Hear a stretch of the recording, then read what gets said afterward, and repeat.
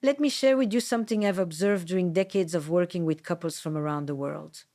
There exists a particular quality in certain men that awakens something profound and inexplicable in women, something that completely transcends physical appearance, economic status, or even superficial charisma.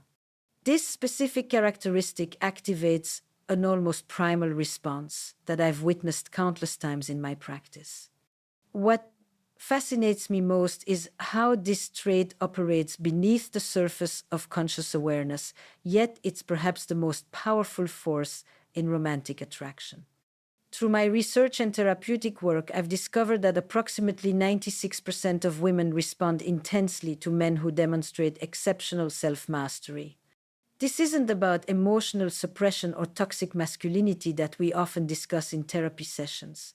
Rather, it's about a sophisticated form of emotional intelligence that I call conscious restraint.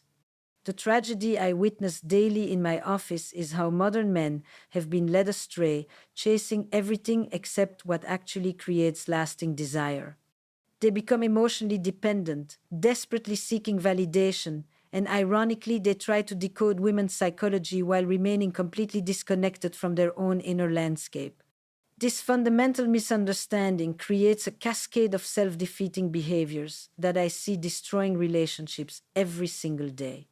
What breaks my heart is watching intelligent, successful men transform into anxious children the moment romantic feelings enter the equation. They abandon their centered masculinity and begin performing elaborate dances of desperation that repel the very women they're trying to attract. In my practice, I've seen CEOs who command boardrooms become paralyzed by a delayed text message. I've witnessed accomplished artists lose their creative edge because they're obsessing over whether she liked their Instagram story. This pattern reveals something crucial about female desire that most relationship advice completely misses. Women aren't logically attracted to men the way we might choose a business partner or evaluate a resume.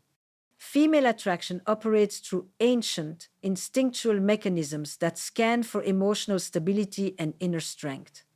Think of it as an unconscious radar system that's constantly evaluating whether a man can be trusted to remain steady during life's inevitable storms. When a woman senses that a man's emotional state depends entirely on her responses, something inside her begins to retreat. It's not cruelty, it's biology. She instinctively knows that a partner who can't regulate his own emotions will eventually become another burden rather than a source of strength. The irony is profound. The harder these men try to prove their love through emotional intensity, the more they demonstrate their fundamental instability. This brings us to a paradox that challenges everything our culture teaches about romantic connection. The less emotionally dependent a man becomes on a woman's approval, the more valuable he appears in her eyes. I've observed this phenomenon across cultures, ages, and social backgrounds. When a man demonstrates that his sense of self doesn't fluctuate based on her moods or responses, he becomes infinitely more attractive. This isn't about playing games or manipulating emotions, it's about genuine psychological maturity. A woman feels profoundly safe with a man who doesn't need her to complete him, but chooses to share his already complete life with her. She's drawn to someone who won't crumble if she says no, who doesn't spiral into anxiety during natural relationship tensions, and who maintains his core identity regardless of her emotional state. This man becomes what I call a secure base, someone she can rely on precisely because he doesn't rely on her for his emotional stability. The men who struggle most in relationships are those caught in what I term the validation trap. When she pulls away, they pursue harder. When she seems distant, they panic and overwhelm her with attention. When she needs space, they interpret it as rejection and respond with emotional chaos. This creates a destructive cycle where their insecurity generates the very distance they're desperately trying to close.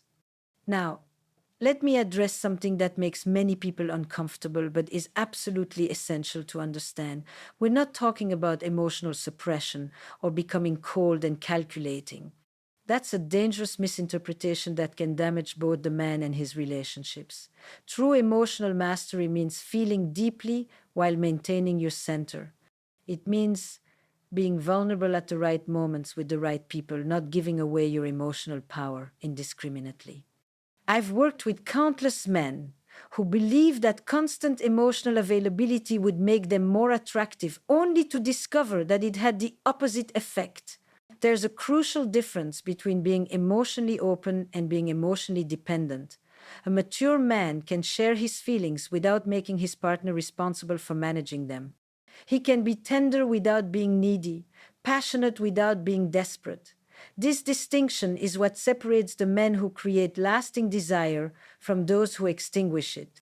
In my therapeutic work, I often see women describe their ideal partner as someone who is emotionally present but not emotionally fragile. They want a man who can hold space for their emotions without being destabilized by them. This requires a level of inner work that most men simply haven't done. They've confused emotional expression with emotional intelligence, vulnerability with neediness, and caring with clinging. The concept of strategic detachment is perhaps the most misunderstood aspect of masculine psychology. When I use this term in my sessions, I'm not advocating for emotional withdrawal or playing hard to get. I'm describing a state of psychological freedom where a man's happiness doesn't depend entirely on romantic outcomes. This detachment is born from self respect, not from fear or manipulation. A man who embodies this quality has cultivated such a rich inner life and strong sense of purpose that losing a particular woman, while disappointing, doesn't devastate his world. This emotional independence creates what I call the scarcity effect. When someone isn't desperately available, when their attention must be earned rather than given freely, it becomes infinitely more valuable. I've observed this in my own relationships and in the hundreds of couples I've counseled. The moment a woman senses that a man's entire emotional universe revolves around her, something shifts. The chase becomes less interesting because there's no challenge, no mystery, no sense that she's winning something special. Conversely, when she encounters a man who clearly has options, who could walk away without falling apart, who has interests and passions that don't include her, her competitive instincts awaken. She begins to wonder what makes him different from the countless men who've pursued her with desperate intensity. This brings us to one of the most powerful tools in masculine psychology, what I call conscious silence. Most men today are terrified of quiet moments in conversation. They feel compelled to fill every pause, to explain their every thought, to justify their decisions endlessly. This constant chatter often stems from anxiety and the need to control how they're perceived. But here's what I've learned from studying attraction patterns: silence can be profoundly magnetic when it comes from a place of confidence rather than insecurity. A man who can sit comfortably in silence, who doesn't feel compelled to react to every provocation, who can listen without immediately offering solutions, possesses a rare quality in our hyperactive world. This isn't about being mysterious for the sake of manipulation. It's about having enough inner security that you don't need to constantly prove your worth through words. When a man responds to conflict with thoughtful silence instead of immediate reactivity, he demonstrates emotional sophistication that many women find irresistible. I've seen relationships transform when men learn to pause before reacting, to consider their responses rather than blurting out their first emotional impulse. This conscious choice to remain silent in certain moments communicates strength, wisdom, and self control.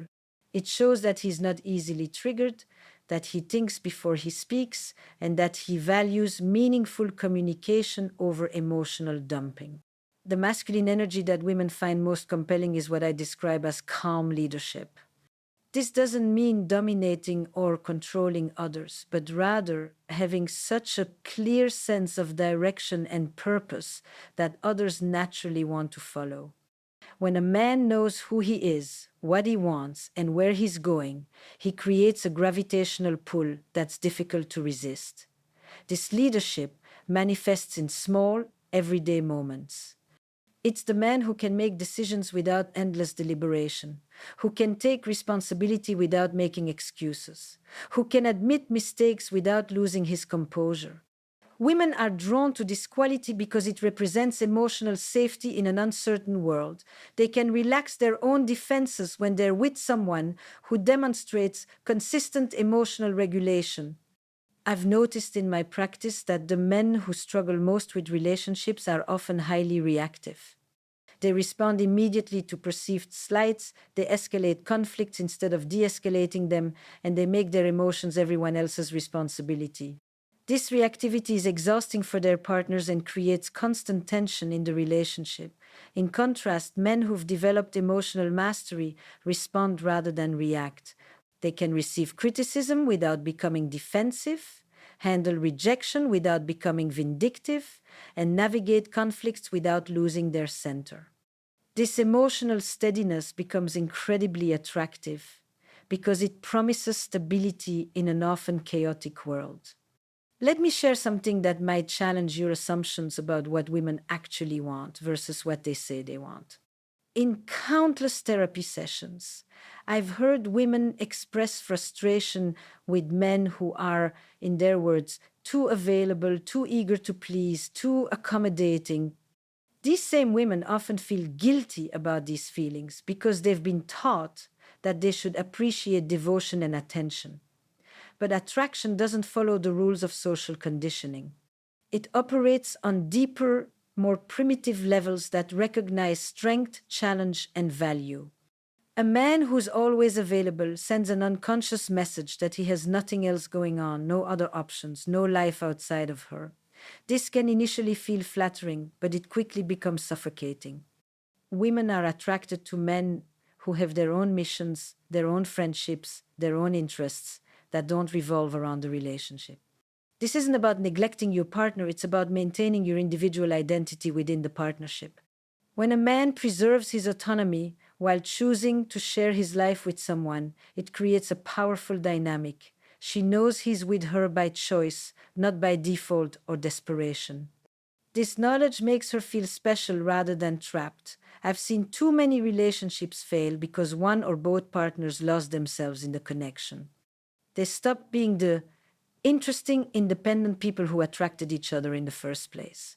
The transformation I'm describing requires what I call conscious masculine development.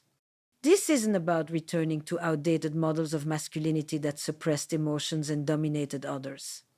It's about evolving into a new kind of man who combines strength with sensitivity, leadership with empathy, confidence with humility. This development begins with honest self examination. Most men haven't truly explored their relationship with neediness, validation seeking, and emotional dependence. They've never asked themselves difficult questions about why they lose themselves in romantic relationships or why their self worth fluctuates based on female approval. The journey toward emotional mastery requires facing these uncomfortable truths and doing the inner work necessary to change them. It means developing interests and friendships that fulfill you independently of romantic outcomes. It means building a relationship with yourself that's so strong that you don't need anyone else to complete you. This isn't selfish. It's actually the most generous thing you can do for a potential partner. When you bring a whole, complete person to a relationship rather than someone looking to be rescued or validated, you create the foundation for genuine intimacy. The men who master this principle discover something remarkable. They become naturally attractive without trying to be. Their confidence isn't performed, their boundaries aren't manipulative, and their independence isn't a game. These qualities emerge organically from their inner work and self development. What fascinates me most about this dynamic is how it challenges our cultural narratives about love and relationships. We've been taught that love means constant availability, endless accommodation, and putting your partner's needs before your own. But I've observed that relationships actually thrive when both partners maintain their individual strength and independence. The most passionate, lasting relationships I've witnessed involve two complete people choosing to share their lives rather than two incomplete people trying to merge into one. This requires a fundamental shift in how we think about romantic connection. Instead of asking, how can I make her happy? The question becomes, how can I be the kind of person who naturally inspires happiness in others? Instead of wondering, what does she want from me? You ask, what do I have to offer that's genuinely valuable? This shift from external validation to internal worth changes everything about how you show up in relationships. When your sense of value comes from within, you're no longer desperate for approval or terrified of rejection. You can take risks, express your authentic self, and maintain your boundaries because your emotional stability doesn't depend on any particular outcome. This inner security is perhaps the most attractive quality a person can possess. It communicates that you're not looking for someone to complete you, but someone to complement you. You're not seeking rescue, but partnership. You're not offering desperation, but strength.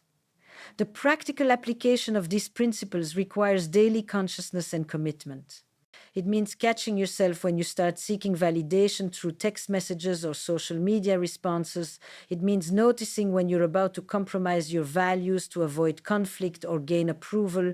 It means developing the discipline to choose your responses rather than simply reacting from emotion. This work is challenging because it goes against many of our social conditioning patterns. We've been taught that caring deeply means worrying constantly, that love requires constant reassurance, and that commitment means losing your individual identity.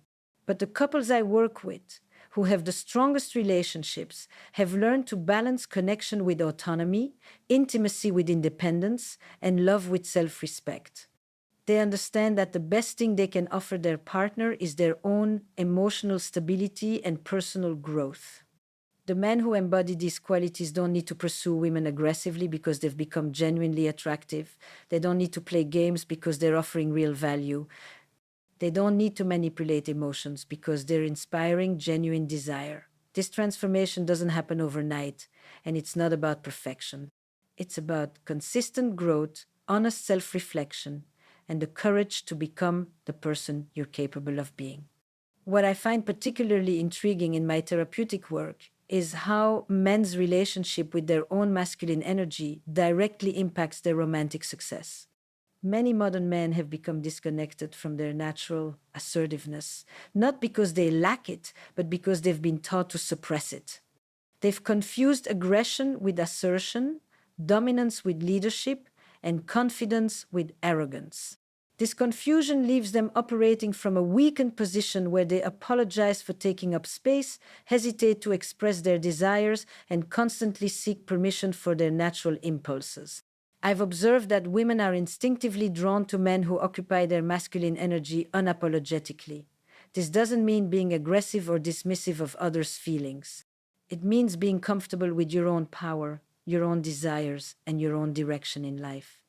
When a man apologizes for wanting what he wants, when he hedges every statement with uncertainty, when he constantly defers to others' preferences, he communicates insecurity rather than consideration. True masculine energy is about claiming your space in the world with integrity and purpose.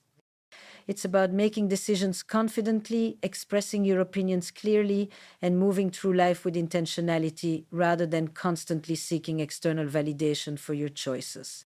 The relationship between vulnerability and strength is perhaps the most delicate balance men must learn to navigate.